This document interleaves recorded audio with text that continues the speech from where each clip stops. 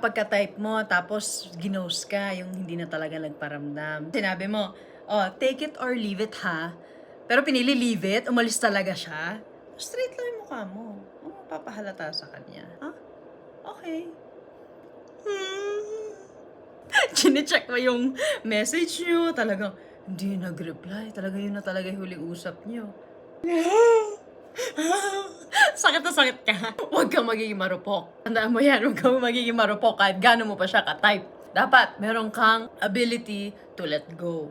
Either ma-challenge siya, kasi pakiramdam niya, ang dali naman akong na-let go na itong babaeng to. Parang hindi naman ako kawalan sa kanya. Pwede pa siyang ma-challenge. May psychology dyan, yung scarcity. Huwag ka masyadong available. Pangalawa, kung hindi ka man niya i-pursue at talagang tuluyan ng nag-disappear talaga yung taong yon, hindi ka rin niya talaga type. Bakit mo ipipilit yung sarili mo kung ikaw, kahit ikaw yung pinakamasarap na adobo sa lahat, kung ang favorite niya na ulam ay sinigang?